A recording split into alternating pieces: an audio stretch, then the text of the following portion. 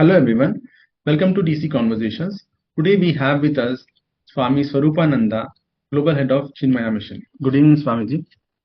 Namaste. Namaste. Swamiji, Chinmaya Mission is starting Gita Panchamrit, right? So, could you tell briefly about what it is all about? This initiative that if every Bharatiya knows at least 5 verses of Bhagavad Gita to chant, we'll have something in common, that unifies us.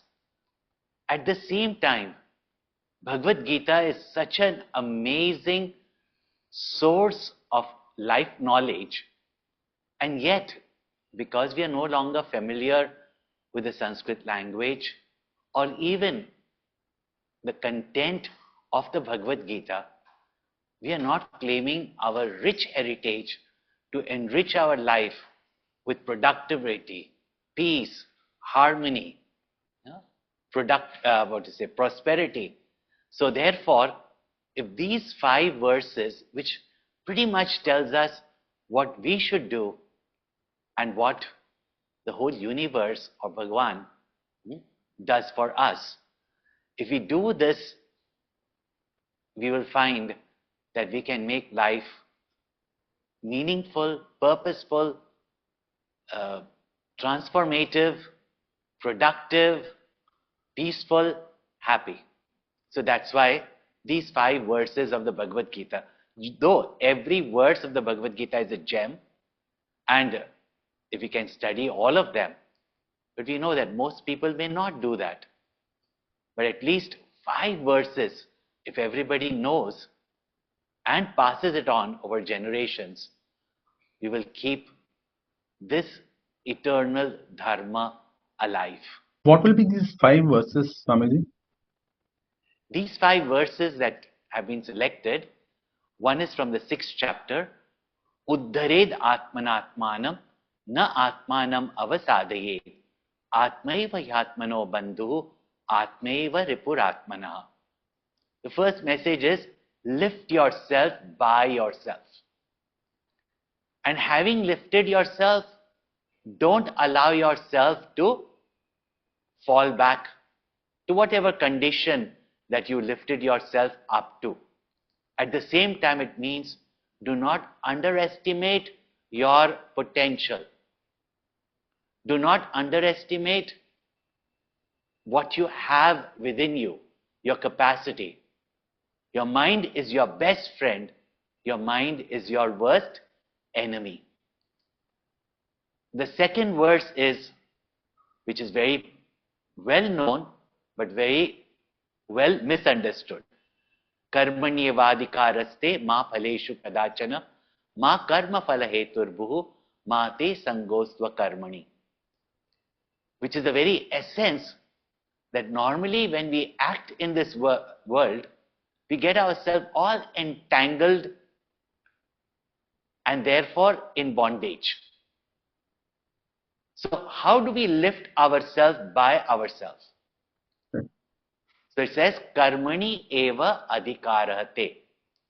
That to do your actions with the right attitude, with the right knowledge, efficiently is in your hand. Ma phaleshu kadachan. Very often people misunderstand as don't expect the results of action or the results of action renounce. That is not the meaning there. Later on, this sutra, this formula, and why I call it as a sutra, because it has got many, many dimensions of meaning. How karma, which normally binds you, becomes yoga to uplift you. So, ma phaleshu kadachana, in simple meaning is that to do the action in the present is in your hand. The result which will come in the future will depend upon your performance, not upon your wishes, expectations. No? According to the action that you deliver, so will be your result.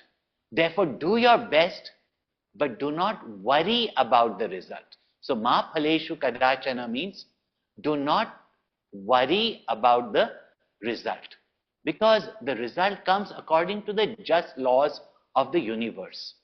We find it to be unjust because we've got unjust expectations. Less work, more pay, success immediately without putting in the efficient action. So therefore, it doesn't come according to our whims and fancies. It comes according to the laws of the universe, according to your input, your performance. So very sensible. And this is something that the Bhagavad Gita has given us as a secret of doing your actions but without stress. Ma karma phala heturbuhu. And actions can benefit you far more than just the result of the action. Therefore, perform to transform yourself. Perform to express your potential. Perform to do what is your capability, which is your role, your duty. Not always to just get something out of it. That something will bound to come. So, ma karma phala heturbu. But very important is to think, oh, if I don't get what I want, that's why I will not do any action. Right. Mate sangostva karmani. Therefore, what it says is that do not be attached to inaction. Very often, we are so anxious about the results that we make ourselves incapable to act in the present. So this is karmanyevadika raste ma phaleshu kadachana. The next is, but how do I perform like this?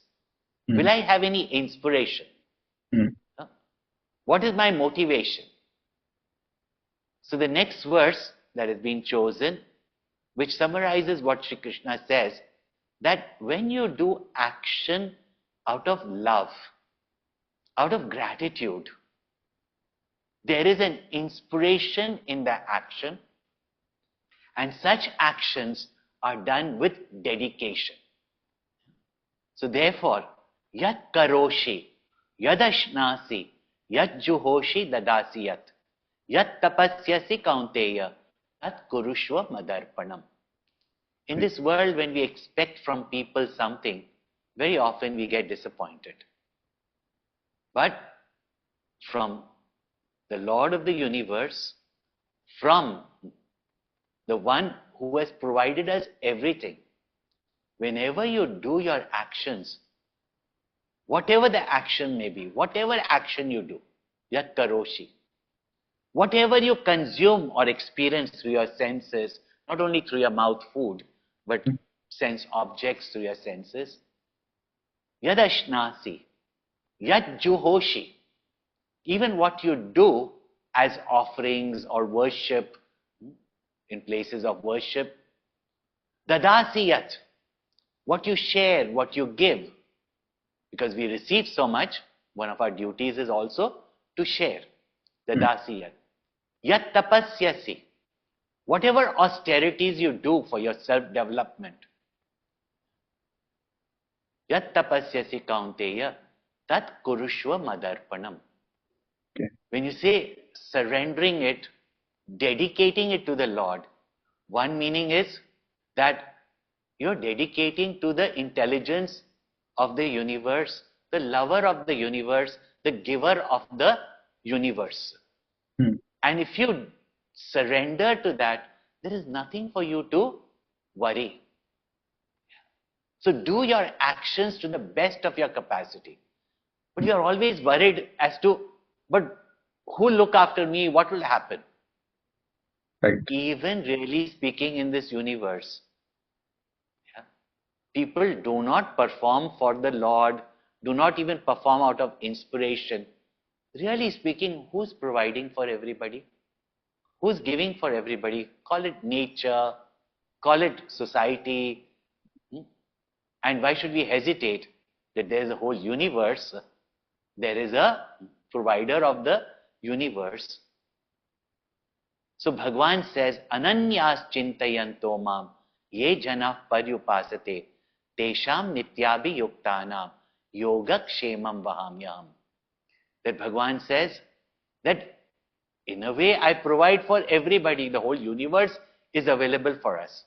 But one who works with such inspiration, with such dedication, as an offering of devotion to the Lord, expressing one's potential out of gratitude, giving and sharing, and doing everything for the Lord, which means you will do only that which is good for you and for everyone. And God, we should not just understand as one person sitting up there, no, condemning you for your sins. That all-pervading Lord present in everyone. Whenever we serve anyone, whenever we interact with anyone, our beautiful Indian tradition is we fold our hands and say Namaste, which means in you, in me, there is that one, and to that one, I surrender, I bow. And will that universe, will that Lord not look after that person? Yoga, not only one's spiritual progress, but whatever one needs in life, Bhagwan says, I will bring it to you. Like success will be brought to you. Not that you have to chase success. And Kshema, what we want to preserve, whether it's our virtues, whether it's our development, spiritual, or even our material progress. Kshema Vahamyaham. I shall be preserving it for you. And last but not the least, Sarva Dharman Parityajya Mamekam Sharanam Vraja Aham Tva Sarva Papebhya Moksha Ishami Masucha.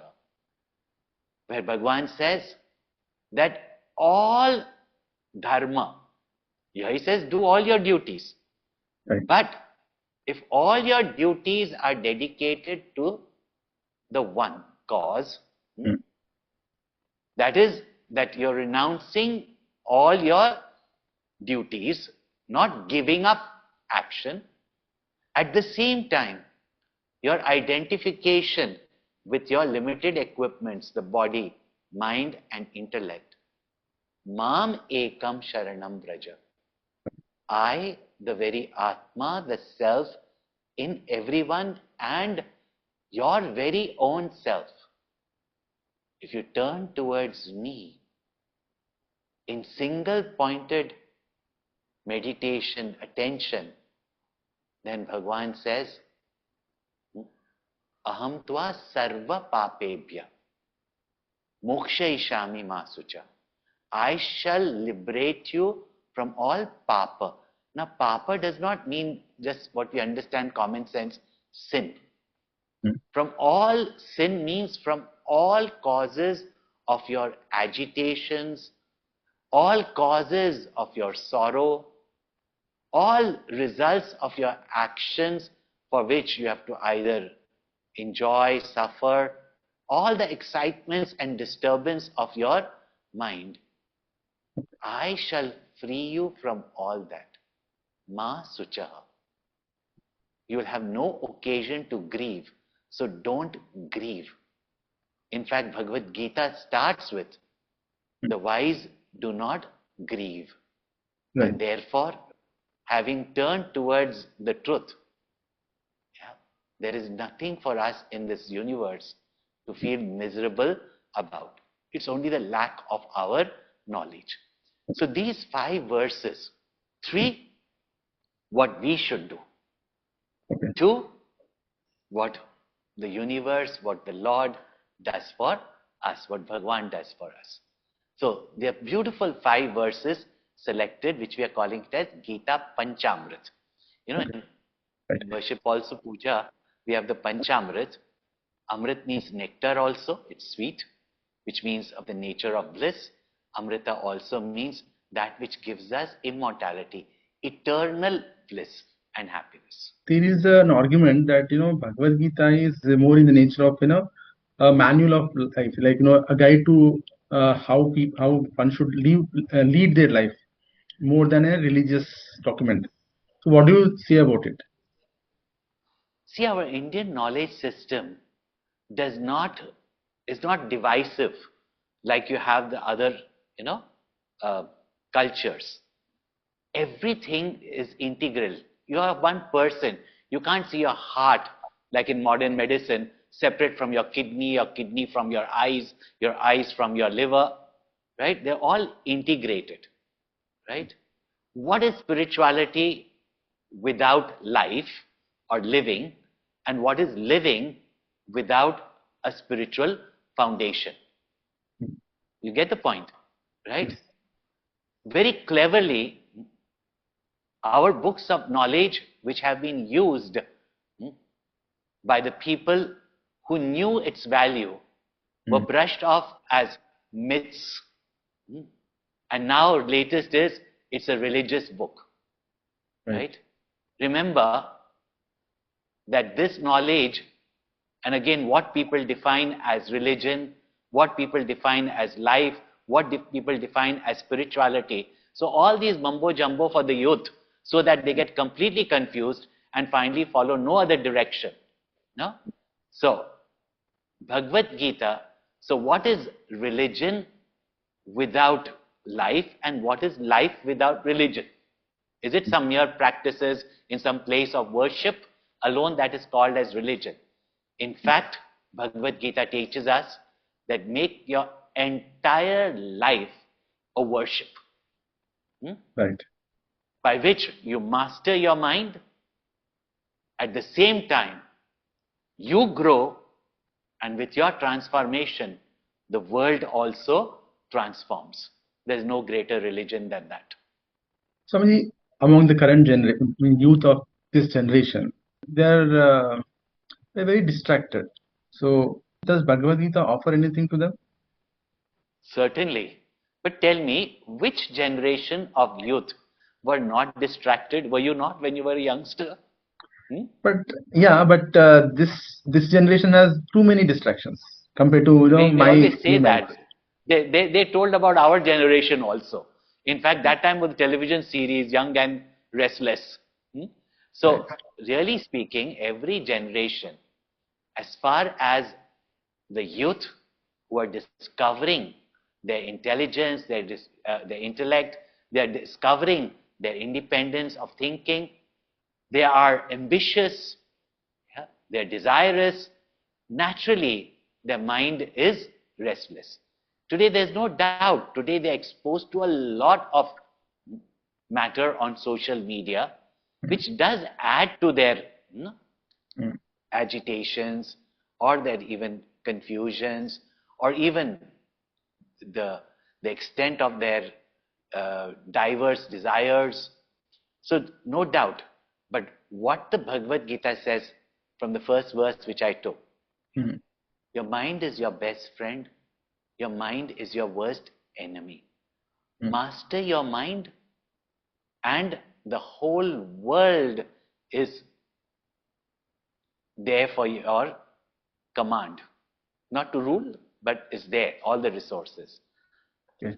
And if you are a slave to your mind, and therefore all the 5 verses that I said, no, if we do our duties first and foremost, not only our desires will be fulfilled, but at the same time, our mind will be calm, peaceful, and it will be more powerful and enriched. So, first thing is first, bring your mind where your hands are working. No? Bring your mind in the present, the now. Karmani eva adhikarate. No? So Bhagavad Gita teaches us first and foremost is, what is your role? What is your duty? If you're a student, your primary duty is to study and gain knowledge. Besides that, you might have your entertainments, etc. But if that duty is not performed, you're going to lose out in the future. And not only lose out in the future, even your desires will not be fulfilled. Yeah? So, to keep your mind in the present, in the moment, to keep your mind in the present action or duty that you have to perform. Okay. So determine your role and do your actions. Simple thing. And if one can do that, it will save them from a lot of distraction, as well as idle mind is a devil's workshop, as they say. No? Swamiji, one of the my favorite slokas is this Dhyayato Vishan Punsaha Sangasteshu Samajayate. Doesn't it? I mean, it talks about not having attachment, right? So, but then it is not very famously or often referred to. Why is it so? It is actually one of the most famous. If you read any books of Swami Chinmayananda, the introductory books, especially for the youth, has got this shloka. No? Okay. Where dhyayato vishayan pumsaha sangasteshu pajayate sangat sanjayate kamaha kamat krodho bijayate krodhat bhavati sammoha sammohat smriti vibramaha smriti bhramshat buddhinasha buddhinashat pranashati. 2 verses in the 2nd chapter of the Bhagavad Yes. Gita, which points out the ladder of fall. Right? Dhyayato vishayan pumsa. When a person keeps on brooding about any object, sense object. See, we have got natural desires, we need certain things in our life. But when we keep on looking at social media, when we keep on thinking and imagining that, oh, this thing will give me, is beautiful, this thing will give me happiness, this thing, person, situation will give me happiness, right? Right. We imagine that happiness, plus it will permanently be with us. No? Right. Then afterwards, a dependence. Attachment means a dependence. We want freedom in our life, but a dependence happens. Now, one question is, are we free to be happy? Our happiness is dependent on so many things, beings, and situations. And most of this happiness we only imagine that we will get. Is it not? Yes. So, sanga steshu pajayate. Sanga means sanga, attachment when we say, which means a dependence is born on it. Then sangat sanjayate kama. When your mind keeps on thinking about something, fantasizing something, then a desire arises in the mind. And when that desire becomes a compulsion, it is called as kama. Lust is not just attraction between two people. Yes. Kama, it is that lust is born, whether it's lust for wealth, whether it's lust for, let us say, ice cream, whether it's lust for an object, that desire is born that I must have it, otherwise without it, I'm incomplete, I am miserable. And when the desire is not fulfilled, or anything or anyone that becomes an obstacle to my desire, towards that, that bang with which we meet is called as anger. Right. So, kamat krodho bijayate.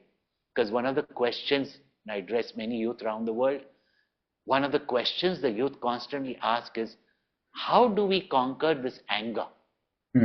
Because nowadays, all the movies, the television shows is all about the man is the one who's angry, and woman these days also in all the TV series is the angry woman, and that angry woman is the one who's probably materially successful, but in relationship, is not. Right. So whether it's a man or a woman, anger destroys not only the other person, not only your relationship, whether it's with your office colleague or boss or your clients or your customers, any form of anger not only destroys a relationship and therefore affects your success, but first and foremost, it makes you hyper, it makes you agitated.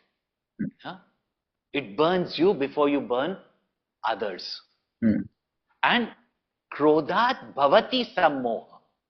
The moment anger comes to the mind is not able to think clearly. Correct. Your parents become your enemies. Yes. Your teacher who probably correct you to improve your studies become your enemies.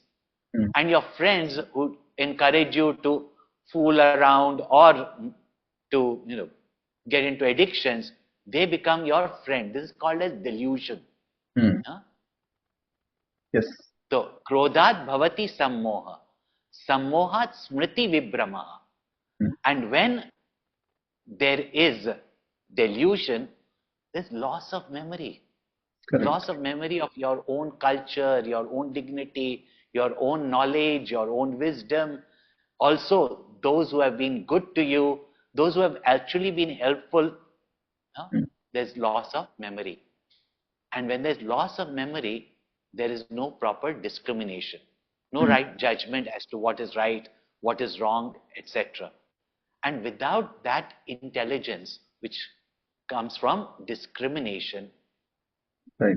without intellect, what is a human being? Correct. Yeah? We will say an animal, but don't insult animals. A man behaving worse than an animal, even the animals are disgusted, which means a man falls to that extent, a human being falls to that extent that you can't even call that person an animal. No? And we make such mistakes, such disastrous or even such destruction or such diabolic actions on others, and sometimes they inflict it on themselves. So therefore, the warning is, and therefore Bhagwan gives a solution also. Okay. That if you keep your mind, that's why karmanyavadhikarasti, keep your mind on your duties. The results will take care of itself. What you deserve and what you want will come to you. The moment you start getting obsessive about any object, any desire, then you will find that anger, frustration, agitation, lots of discrimination, all this will come. And that's how finally, the very fabric of our life and the fabric of society starts degenerating. So that's a beautiful verse. And Krishna says, therefore, one who does dedicating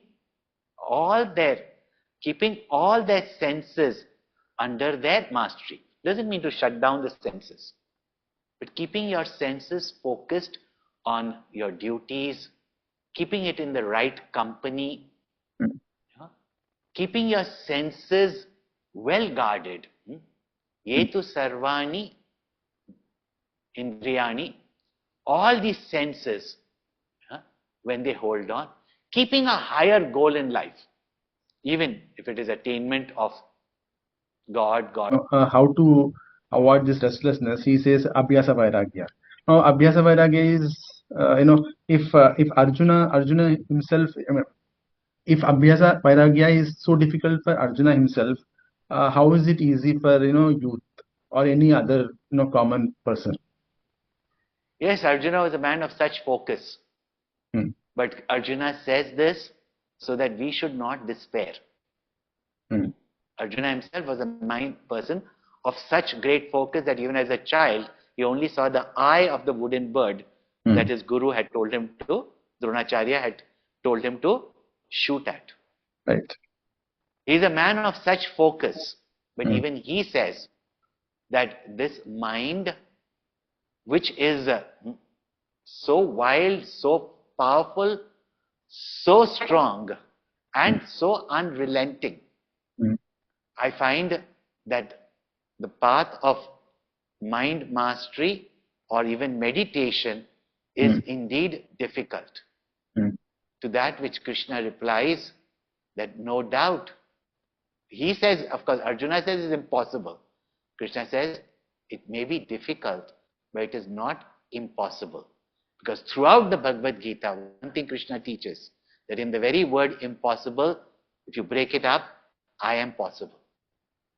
And when the challenger, our own mind, is so powerful, you don't win by mere force. So as I was telling you, the solution Krishna gives, no? It's not by mere force. It is by strategy. So what gives mind its power? First and foremost is that it keeps on thinking about sense object by of the senses.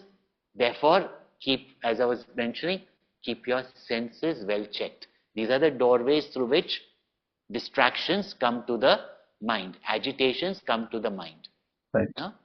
Therefore, vairagya. What is vairagya? Keeping your mind protected from its distractions from sense objects. Not all sense objects. That which will take you away from your goal. That which will distract your mind. That which will disturb your mind. No? Other thing is abhyas. Practice makes perfect. Right. The mind also is a slave to regular practice. And regular practice, when we do wrong practices, it becomes so habituated in the wrong practices that the mind compels us into similar actions, into similar faults, into similar behaviors. So, if you keep on introducing positive practices in your life, when your mind gets habituated to it, through abhyas, through regular practice, then your mind only becomes your best friend. Your mind only leads you forward. Right? So as I said, the solution is the 5 verses that we have selected. So, Uddared Atmanatmanam. Swami, you are present across the world, and you are also, dealing. You have a lot of, presence in education and all. But then, don't you think that you could reach out more to more people through, online, or probably, tying up with existing schools rather than starting new schools or new branches, new clusters? I agree entirely with you. And whenever anyone, any state, seeing and recognizing the work that we have done in the field of education, we have 100 schools, we have a number of colleges, and now we have our own university.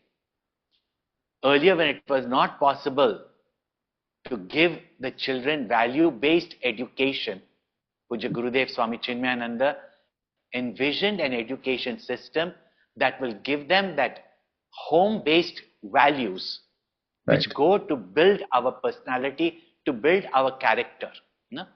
As Swami Vivekananda said, that education is to build our character. Otherwise, most of the knowledge that we get gets outdated. So whenever people tell me, seeing the success of our Chinmaya Vidyalayas, seeing the success of a Chinmaya International Residential School, and now the way our university, Chinmaya Vishwa Vidyapeeth, is coming up. So the education system is beginning to see the wonder of such type of education and how the children perform when they are given that kind of education, where they are given the modern education, but they also are assisted, inspired, and they begin to value values. So whenever they ask me, oh, why don't you open another school? I said, we Swamis go around the world collecting money to make schools for your children. And then you all only say, oh, we don't give to religious organizations through our CSR, right? Then at least open such schools. If you don't donate for such schools. So I said, don't tell me to open another school. Why don't you all take that very system? We want the children of our country, of our world to benefit from this system. Please take our vision program to all the existing schools. We don't have to open 1,000 schools ourselves. If all the schools in our country take up this And don't brainwash the children, oh, this is religion, this is that. We are teaching values, and values are the most important. Today I'm seeing around the universities, even in schools around the world, and today it's hitting India very badly, right?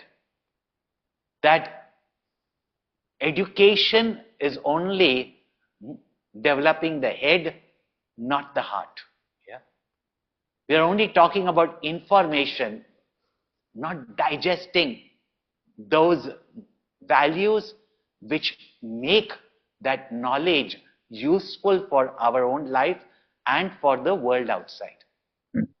So, yes, you're perfectly right, and I agree with you that if people take up this vision program and take it to the schools that they are running, really speaking, within a year, we can create a revolution, which Puja Gurudev, built through our education system, and today that recognition has come. People are valuing it. From the education boards also, the request has come that we guide about this. So yes, you're perfectly right. If other schools, we are not out to open schools. If I can close down all the schools and thousands of schools can, get this education system, Gurudev's vision, the work of all our rishis, of great Mahatmas like Swami Vivekananda, Swami Chinmayananda would be fulfilled if we all do that. Swamiji, among Hindus also, there is some misconception about Bhagavad Gita that, they think that Bhagavad Gita, advocates renunciation. So some people actually don't want, their children to learn Bhagavad Gita.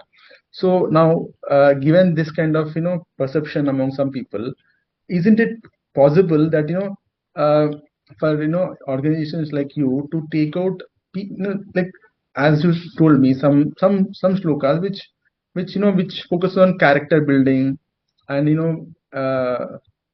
taking We people have away from. all those books on social media. All our talks of Gurudev, myself, are there on all these subjects.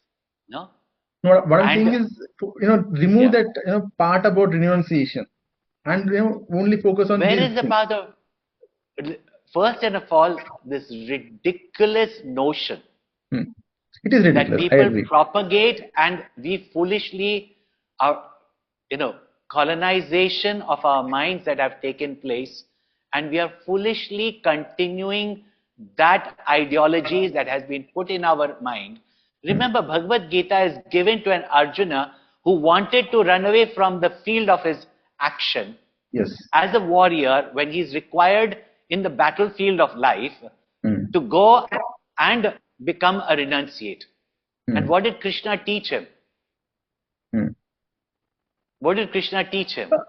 He wanted him to follow his dharma and do his duty. So what does that mean? It is not renunciation, as I said. To attain that victory by which he fulfills his dharma and he establishes dharma in society.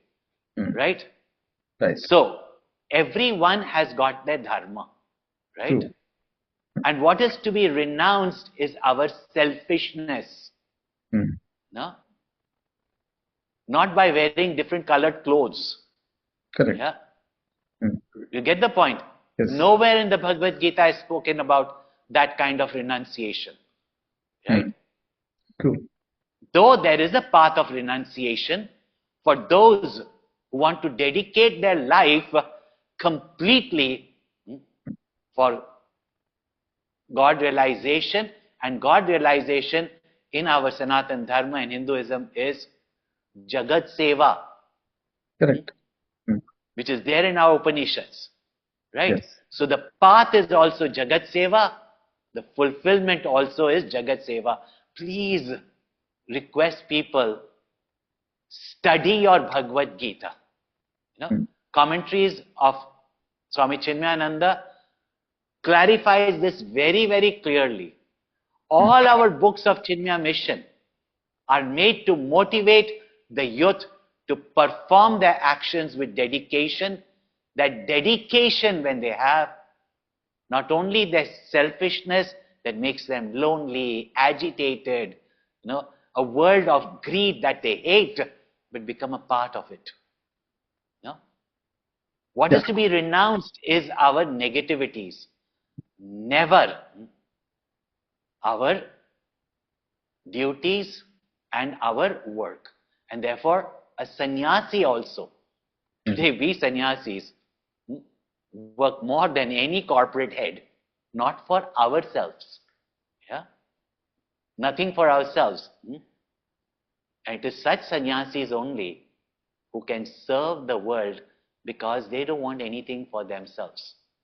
You get the point? Yes. So that path of renunciation, which is glorified in our scriptures, is that by which all our saints and sages are the ones who have been the greatest contributors to the world. Today also, tell me, other than these great spiritual masters, who runs so many organizations for the benefit of society? Yeah? While others, even if they start something, it is finally for themselves only. No? True. Yeah. So, But then, please Swamiji, remove these notions. true. Therefore, I explained also the word tyaga. Tyaga means dependence. Yes, but it is very difficult to make people understand. So in such a scenario, isn't it easier to focus? Take some of the things. Select what is what makes people of especially the youth and less restless. And probably this could be a teaser. It could probably introduce them to Bhagavad Gita. Probably they may read it later on. But then So the give five something. verses. So Yeah, the five verses. okay. Did I speak anything about renunciation? No, they don't. Those 5 verses, they are the ones. If we keep promoting it, and if the country knows about it, all these false notions that have been put in the mind of the past 3-4 generations after the colonization of our country, right? And which has now crept into even parents telling their children, because they themselves, sadly, were not taught, Yes. right? So these false notions, all of you also have to work for. We've got all the material. If you go to any of our YouTube channels also, right, you will find discourses for the youth, etc., without any of these false notions. Thank you, Swamiji. Nice talking to you. It was very enlightening. Yeah? Right. So as Krishna says, lift yourself by yourself. So thank you very, very much.